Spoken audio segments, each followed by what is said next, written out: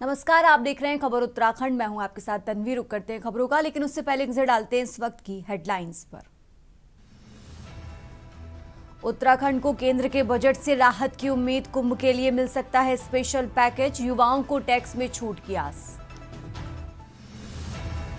माघ पूर्णिमा पर हरिद्वार में आस्था का उमड़ा सैलाब। हर की पौड़ी पर श्रद्धालु लगा रहे डुबकी। मोक्ष की कामना के साथ किया दीपदान। उत्तराखंड में 18 पुलिस अधिकारियों का तबादला। एएसपी विवेक कुमार को एसटीएफ की जिम्मेदारी। सुरक्षा रणनीति के तहत फेरबदल। केदारनाथ बद्रीनाथ समेत 48 मंदिरों में गैर हिंदू रहेगा प्रतिबंध। बोर्ड बैठक में रखा जाएगा मुद्दा। उत्तराखंड में मतदाता मैपिंग अभियान ने पकड़ी रफ्तार। महिला और युवा मतदाताओं पर रहेगा विशेष फोकस। उत्तराखंड में मौसम ने ली फिर करवट। बारिश और बर्फबारी का अलर्ट। फिर पड़ेगी कड़ाके की ठंड। आप देख रहे हैं के न्यूज, खबरों का सारथी। और अब रुक करते हैं खबरों का। यूजीसी को लेकर देश भर में चल रहे विरोध प्रदर्शनों के बीच स्वराज सेवा दल के प्रदेश अध्यक्ष रमेश जोशी ने केंद्र सरकार और भारतीय जनता पार्टी पर तीखा हमला बोला है। उन्होंने कहा कि यूजीसी को लेकर जो फैसला लिया गया वो केवल स्थगित हुआ है, लेकिन इसे पूरी तरह से वापस लेना जरूरी है। रमेश जोशी के अनुसार सरकार को ये स्पष्ट करना चाहिए कि आखिर यूजीसी लाने की जरूरत क्यों महसूस की जा रही है, जबकि देश में पहले से ही सीएसटी एक्ट लागू है और उसी को और मजबूत किया जा सकता है। उन्होंने चेतावनी दी है कि मौजूदा हालात में यूजीसी लागू होने से समाज में टकराव बढ़ेगा और भाईचारे को गहरा नुकसान पहुंचेगा।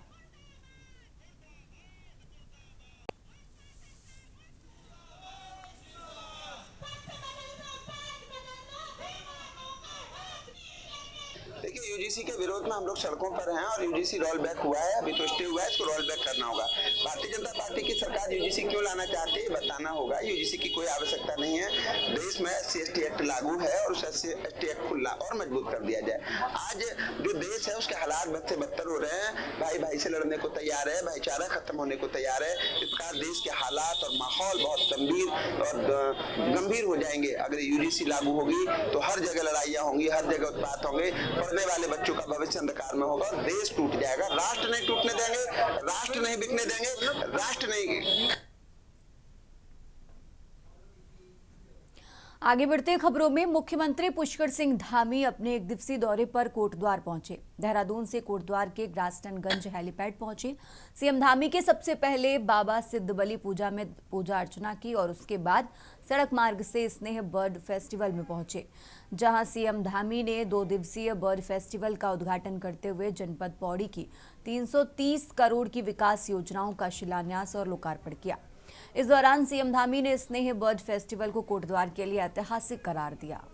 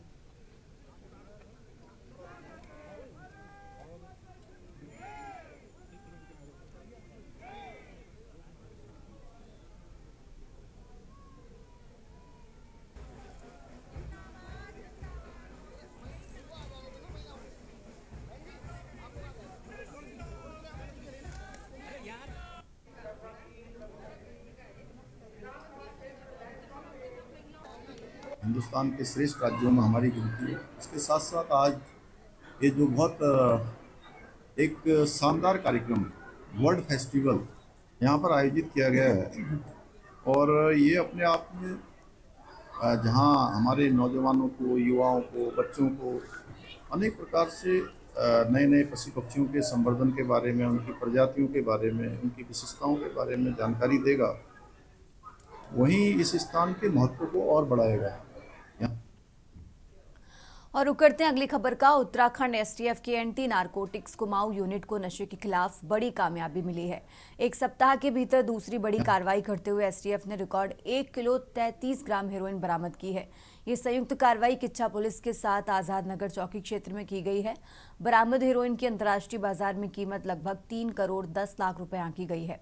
पुलिस ने इस मामले में कुख्यात नशा तस्कर सहनवाज को गिरफ्तार किया है। पूछताछ में आरोपी ने बताया कि वो हेरोइन बरेली निवासी भैया नामक व्यक्ति से खरीदता था, जबकि इसे कुमाऊं क्षेत्र में हरजिंदर नामक व्यक्ति को सप्लाई किया जाना था।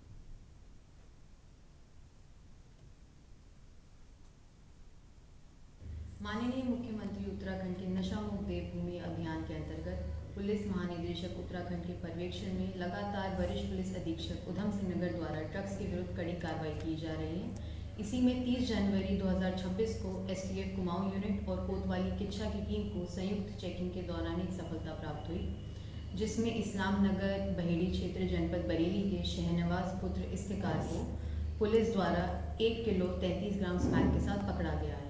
इसके साथ एक मोटरसाइकिल भी बरामद की गई है। और अब खबर डोईवाला से है, जहां उत्तराखंड क्रांति दल ने महारैली निकालकर शक्ति प्रदर्शन किया।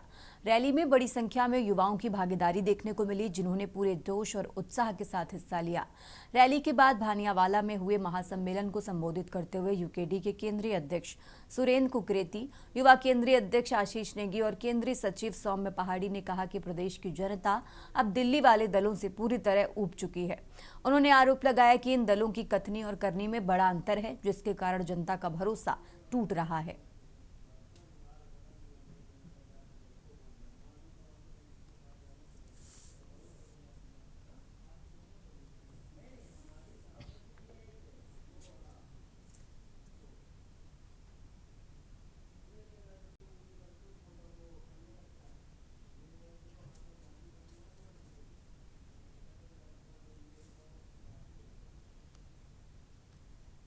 भाई साहब हम बिल्कुल तैयार है। हमारा बस ये बिगुल बज चुका है, हमने अपना बस बिगुल बजा दिया। आज से 2027 का ये विजन है। और आज मैं आपको बता दूं, मैं अतिशयोक्ति नहीं होगी, अभी भी फिर दोहरा रहा हूं, आज हमारा ये पूरा कैबिनेट आ चुका है यहाँ पे 2027 का। मुझे बद्री विशाल से पूरी आशा है, पूर्ण विश्वास है कि हमारी बहुमत से आएंगे हम यहाँ पे इस बार। जिस बार आप भीड़ देख रहे हो, जनता का प्रेम देख रहे होंगे, युवा शक्ति मातृशक्ति अभी हमारे साथ जुड़ी हुई है, तो हम यही चाहेंगे कि अभी बस हमने अपने जो सत्ताधारी ये हैं, इन्होंने जो अपनी मनमानी करी है, इसका बस हमने बस वो दमन करना है। ये संकेत है कि युवा अपने बेहतर भविष्य के लिए पहचान चुका है कि उत्तराखंड क्रांति दल ही इस राज्य को सही दिशा में ले जा सकता है। अन्यथा युवाओं का भविष्य, जिस तरह इस प्रदेश का भविष्य गर्त में हो रहा है, युवाओं का भविष्य भी गर्त में जाएगा। और ये युवा समझ चुका है कि उसका असली घर जो है, उसकी जो असली पहचान है, वो उत्तराखंड क्रांति दल है। जब तक हम अपने घर को मजबूत नहीं करेंगे, तब तक हमारा भविष्य खतरे में रहेगा। और अब खबर उधम सिंह नगर के खटीमा से है, जहां नेपाल सीमा से सटे क्षेत्र के ग्राम दमगढ़ा थाना झनकया में उस समय हड़कंप मच गया जब करीब 120 एकड़ खेती योग्य भूमि पर खड़ी फसल को भारी संख्या में ट्रैक्टरों ने पहुंचकर जोत दिया। ग्रामीणों ने आरोप लगाया कि भूमि माफियाओं ने पुलिस प्रशासन की मौजूदगी में मनमानी की इस घटना को अंजाम दिया है। प्रत्यक्षदर्शियों के मुताबिक लगभग 32 ट्रैक्टरों की मदद से लहराती हुई फसल को पूरी तरह नष्ट किया गया।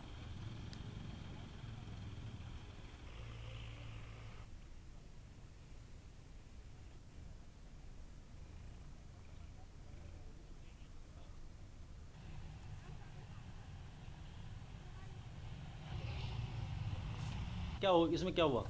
गलती हुई है, मेरा खेत भी जोत दिया इनने, और जबकि साथ में होना चाहिए था इनका बंदा, गलती से मेरे खेत में चलिया कह रहे हैं। अभी गलती तो इनकी, इनके जो आगे खुद जोतवा रहे हैं तो उनको ट्रैक्टर इनके साथ ट्रैक्टर के साथ होना चाहिए। इसका मतलब है कि ट्रैक्टर कहीं भी घुस देंगे एक दूसरे खेत में। यार ये जमीन मेरे नाम पर है, और जब इनका ट्रैक्टर घुसा तो इन्हें कहना चाहिए था ये जमीन तो इनकी है। जब ये ट्रैक्टर भेज रहे हैं तो इनके साथ इनका जो जोतवा है वो भी तो साथ होना चाहिए ना। इसका मतलब ट्रैक्टर कहीं भी घुस जाएगा क्या? बगैर किसी को समझ दिए हुए बस ये बोला है कि कोर्ट का ऑर्डर है और ये मेरी जो फैमिली की जो ज़मीन है ये जोत रहे हैं। कितनी ज़मीन थी आपकी? कितनी ज़मीन है टोटल? ये पता नहीं, अभी तक तो 30-40 एकड़ जो है वो जोती हुई है। हाँ। इनका कोई मुझे ऑर्डर नहीं दे रहा। ये बोल रहे हैं पैमाइश होगी, कोई पैमाइश नहीं हो रही। आप पीछे देख सकते, खड़ी फसल गन्ने की, खड़ी फसल सरसों की, और खड़ी फसल गेहूं की। कौन जुतवा रहा है ये जुतवा रहे, ये एसडीएम साहब। और अब आगे बढ़ते खबरों में, सितारगंज बीआरसी सभागार में मास्टर ट्रेनरों ने विद्यालय प्रबंधन समिति के सदस्यों को प्रशिक्षण दिया। 2 दिवसीय प्रशिक्षण में विद्यालय के वरिष्ठ अधिकारी और अभिभावकगण मौजूद रहे। बीआरसी सभागार में समग्र शिक्षा अभियान के तहत विद्यालय प्रबंधन समिति के सदस्यों को प्रशिक्षण दिया गया। इस मौके पर नोडल अधिकारी राजकीय इंटर कॉलेज सितारगंज के प्रधानाचार्य शरद चंद्र पंत, मास्टर ट्रेनर डोरी लाल गंगवार, मास्टर ट्रेनर कमलापति परगाई समेत कई लोग मौजूद रहे। आपको सर जानकारी होगी, हमारे ब्लॉक में 4 नया पंचायत हैं, कल्याण नगर, सिसोना, एरिया और नारायणगढ़। तो ये हमारे हर कल्याण नगर में इस तरह की प्रशिक्षण है। तो ये कल्याण मैनेजमेंट कमेटी, विद्यालय प्रबंधन समिति कहते हैं, उसके सचिव यहाँ पर है। और आप दैनिक भास्कर से आपका स्वागत है, अभिनंदन है। आप जो हमेशा हमारी जो ज्वलंत समस्या है हमारे सामने जुड़ते हैं, हमारे शिक्षा के प्रचार प्रसार के लिए आप स्तुत्य कार्य कर रहे हैं। विशेषकर हमारे ब्लॉक में 3 दिवसीय यहाँ पर एसएमसी का प्रशिक्षण कार्यक्रम चल रहा है। और इसके कार्यक्रम के जो मेन इसके समन्वयक है सियासी कोऑर्डिनेटर हमारी पंचायत में, इनके सानिध्य में ये काम यहाँ पर चल रहा है सुचारू रूप से और बहुत व्यवस्थित तरीके से। जैसा आप देख रहे हैं हमारे विकास यहाँ पर विकासखंड सितारगंज में 4 सीआरसी हैं, जिसमें से कल्याण नगर सीआरसी का एक कार्यक्रम यहाँ पर आयोजित किया जा रहा है और अन्य विकासखंडों में भी अन्य जो सीआरसी हैं उनमें भी काम चल रहा है। और अब आगे बढ़ते खबरों में, उत्तराखंड की राजधानी देहरादून में एंजेल विवाद अभी थमा ही नहीं था कि विकासनगर से नाम और पहचान पूछकर मारपीट का गंभीर मामला सामने आया है। पूरा मामला देहरादून के विकासनगर कोतवाली क्षेत्र का है, जहां फेरी का काम करने वाले कश्मीरी युवक मोहम्मद ताफीज अपने भाई के साथ एक दुकान पर चिप्स लेने पहुंचे थे। आरोप है कि दुकानदार संजय यादव ने पहले उनका नाम और पता पूछा और फिर कश्मीरी पहचान सामने आते ही हमला कर दिया। दावा है कि आरोपी ने लोहे की रॉड से कश्मीरी भाइयों की बेरहमी से पिटाई की है। ये रिपोर्ट देखिए। जेएनके के मुख्यमंत्री उमर अब्दुल्ला के ऑफिस ने अपने सोशल मीडिया अकाउंट एक्स पर एक पोस्ट डाली है। इस पोस्ट में उन्होंने लिखा है कि हृदय विदारक उत्तराखंड के विकासनगर इलाके में अपने परिवार के साथ शॉल बेचने वाले 18 वर्षीय कश्मीरी लड़के पर उग्र तत्वों द्वारा बेरहमी से हमला किया गया।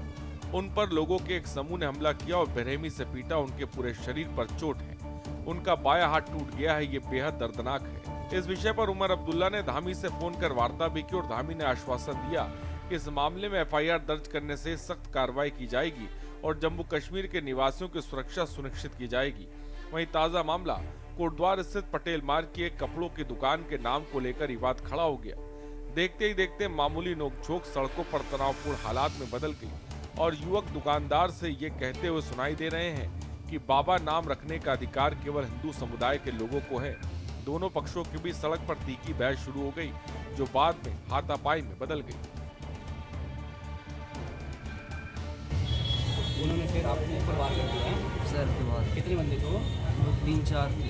3-4 लेडीज़ भी थी। लेडीज़ तो क्या बोल रहे थे आपको? वो पहले बोल रही थी ये मुसलमान है, गालियाँ निकाल रहे हैं, पता नहीं क्या गालियाँ निकाल रहे हैं। हाँ, फिर वो वहाँ पे गिराए नीचे डंडे के साथ, ये एक को ख़त्म करो पूरा। दुकान पे हम शाल शूल बेचते हैं कश्मीरी। हम गए दुकान पे और नमकीन लेने, वो कहने लगा हाँ जी है। हमने दी पैसे, हम आपस में बात करने लग गए। वो पीछे को गया, नमकीन काट के लाई और हमें कहने लगा ये लो। बाहर निकला, हमारा नाम पूछा, हमने बोला, उसने पूछा आपका नाम क्या? मैंने बोला मोहम्मद दानिश। वो कहने लगा आप मुसलमान हो? मैं कहा आप कहाँ से हो? हमने बोला हम कश्मीर से हैं। कहने लगा मुल्ले ये मुल्ले वो, और ये आपके पहलगाम पता नहीं क्या हुआ, आपने किया, आपके पता नहीं किसने किया। फिर देने लगे धर्म के नाम पे, थोड़ी थोड़ी गाली देने लगा। हमने कुछ नहीं बोला। फिर उसने बोला, गाली बहुत सारी दी उसने धर्म के नाम पे। फिर डंडा उठाया, 2-3 बंदे उधर बैठे थे, फिर पीटने लग गए। सर में मारा डंडा और राड के साथ पीटा हमें पीछे से, ये कमर पूरी। विकासनगर थाना क्षेत्र में दो कश्मीरी युवक थे जो विकास नगर के बाज़ार में आए थे, जिनके पिताजी जो वर्तमान में पांवटा साहिब में किराए के मकान पर रहते हैं, और ये दोनों युवक भी इस दौरान छुट्टियों में अपने पिताजी के पास आए थे और उनके सहयोग के लिए फेरी में सहयोग के लिए भी वो यहाँ पर पांवटा में रुके हुए थे।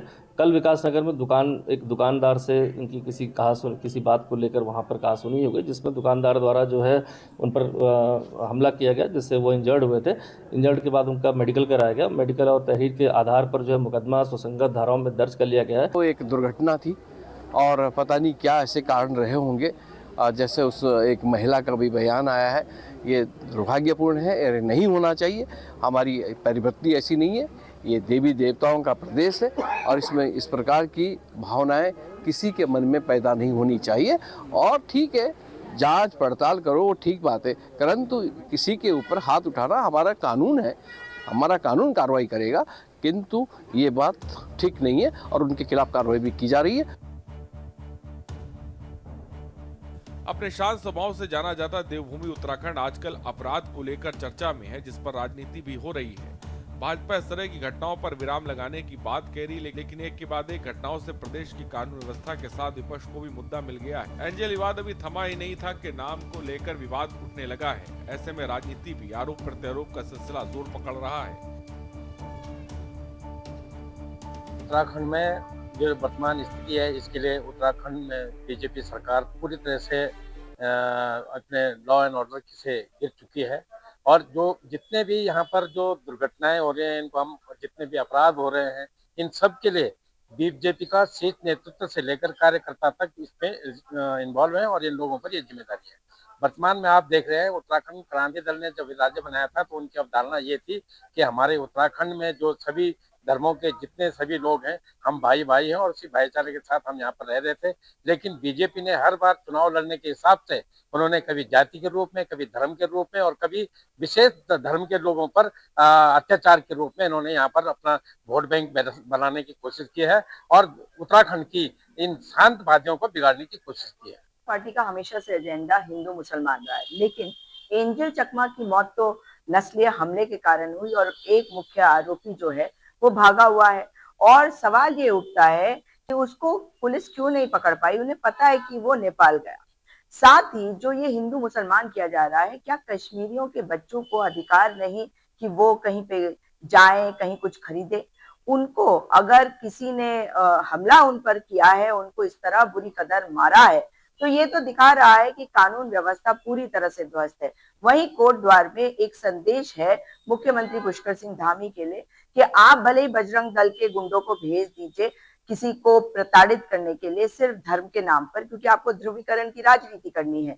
प्रथम दृष्टया जांच के बाद वो छात्रों का आपसी विवाद निकलकर सामने आया, क्योंकि प्रदेश में भारतीय जनता पार्टी की सरकार है, सनातन की प्रहरी सरकार है, तो ऐसे में मुद्दा विहीन विपक्ष कांग्रेस के पास हर मुद्दे को लेकर, हर आपसी विवाद को लेकर भारतीय जनता पार्टी के साथ जोड़ना उनकी एक मजबूरी भी है और उनकी एक कुंठित राजनीति का आधार भी है।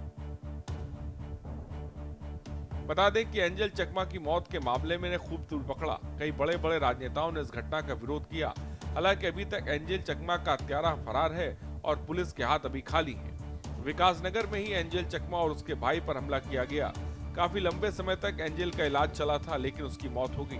हालांकि पुलिस ने इस बात से इनकार किया है। ये पूरा मामला नक्सल भेद का है। कश्मीरी छात्र पर हुए हमले के मुख्य आरोपी संजीव यादव के खिलाफ गंभीर धाराओं में मुकदमा दर्ज किया गया और मुख्य आरोपी संजय यादव को हिरासत में लिया गया है। सवाल ये कि आखिर देवभूमि का माहौल इस तरह खराब करने वाले ये शरारती लोग कौन हैं? अगर ऐसे लोग पर धामी सरकार कड़ा एक्शन जल्द नहीं ले पाएगी तो संभव है कि ऐसे आपराधिक मामले प्रदेश की शांत आबोहवा को जरूर खराब करेंगे। Uttarakhand desk report.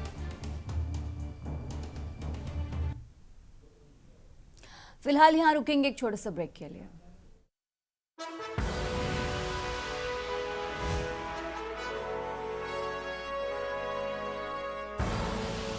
आप देख रहे हैं के न्यूज, खबरों का सारथी।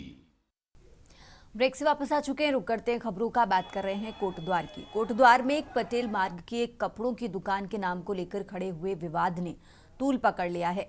इस विवाद के दौरान बजरंग दल के कार्यकर्ताओं के साथ कुछ युवकों द्वारा मारपीट की गई। बदसलूकी के विरोध में बड़ी संख्या में बजरंग दल के कार्यकर्ता दूसरे जिलों से कोटद्वार पहुंचे और उन्होंने मालवीय उद्यान में जमकर हंगामा किया।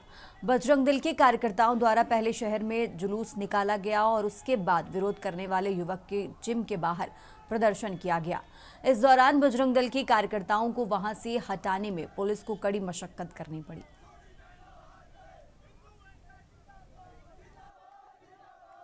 खुलेआम देखो, आप वीडियो में देखो, वीडियो में बजरंग दल के लोग बड़े शालीनता से पूछे कि पिछली बार आपने नाम बदलने का बोला था, तो इस बार आप क्यों नहीं बदल रहे? और तब तक ये माँ की धी की गाली दे रहे हैं उसको, बजरंग दल वाले लड़कों को माँ धी की गाली दे रहे। क्या संस्कृति है इनकी बताओ? और इनको बोल रहे कि इंसानियत जीत गई। पूरा नैरेटिव, पूरे जितने देश के मुसलमान व्यक्ति है सब फेसबुक में कमेंट कर रहे हैं और कईयों ने 10-10 आइडिया, जब हम लोगों ने मुस्लिम युवकों को पकड़ा तो उनके फोन में 10-10 आइडिया निकली हिंदू नामों से, हिंदू लड़कियों के नामों से। और अब खबर देहरादून से है, जहां उत्तरांचल प्रेस क्लब में अनिल नेगी स्मृति शूटिंग प्रतियोगिता में मीडिया कर्मियों ने प्रतिभाग करते हुए अपनी निशानेबाजी प्रतिभा का प्रदर्शन किया। महिला वर्ग में जहां रश्मि खत्री अव्वल रहीं, वहीं पुरुष वर्ग में जितेंद्र नेगी ने प्रथम स्थान हासिल किया। खेल मंत्री रेखा आर्या ने विजेताओं को पुरस्कार प्रदान कर पत्रकारों की समाज सेवा को सराहनीय बताया। उन्होंने कहा कि खेल मनुष्य को स्वस्थ बनाए रखता है। शूटिंग प्रतियोगिता में प्रतिभागी को उसका धैर्य सफलता दिलाता है।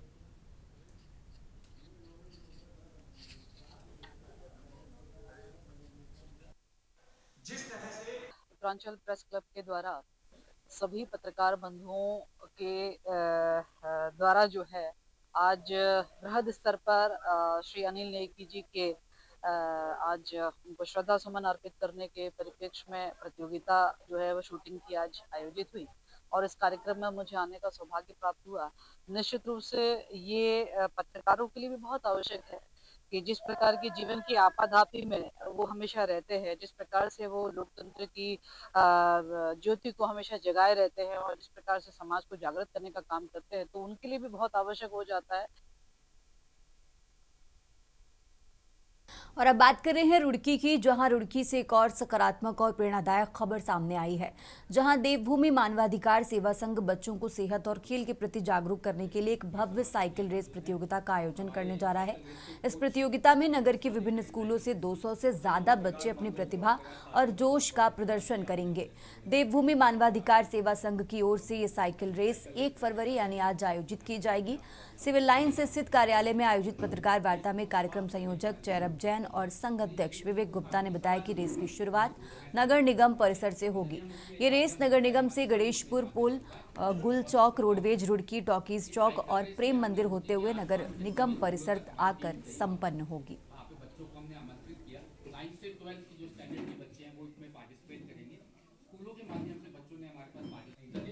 मैं कहता हूँ कि बड़े हर्ष का विषय है हमारी संस्था के लिए कि आज हम इस मुकाम तक पहुँच पाए हैं। लगभग 1 वर्ष पहले हमने ये संस्था स्टार्ट करी थी और कंटिन्यू इस क्रम को हम बढ़ाते हुए 6-7 प्रोग्राम हम करते आए हैं पूरे वर्ष भर में। और एक ये आज इतना बड़ा आयोजन हम करने जा रहे हैं जिसके लिए हम पिछले 3 महीने से लगभग निरंतर लगे हुए थे इस प्रोग्राम को सक्सेस बनाने के लिए। और आज हम लगभग 25 स्कूलों का इसमें पार्टिसिपेशन कराने जा रहे हैं। कल देवभूमि मानवाधिकार सेवा संघ द्वारा, हमारी रजिस्टर्ड संस्था है, रजिस्टर्ड संघ है, इसके द्वारा एक साइकिल रेस का आयोजन करा जा रहा है। इसमें आज रुड़की के आसपास के क्षेत्र के लगभग 20 से 25 स्कूलों के जो विद्यार्थी हैं वो पार्टिसिपेट करेंगे। कक्षा 9 से लेकर कक्षा 12वीं तक के जो विद्यार्थी हैं वो इसमें पार्टिसिपेट करेंगे और लगभग 200 से 250 विद्यार्थी की आने इसमें प्रतिभागियां करने की हमें अपेक्षा है। और इसका जो नगर निगम से ये प्रारंभ होगा, नगर निगम से प्रारंभ होकर नहर की पटरी गणेश पुल तक जाएगा, गणेश पुल से मिलिट्री चौक से अपना एसडीएम चौक से प्रेम मंदिर चौक होते हुए पुनः इसका नगर निगम पे समापन हो जाएगा। उत्तराखंड की खबरों में फिलहाल इतना ही। आप देखते रहिए के न्यूज़ इंडिया।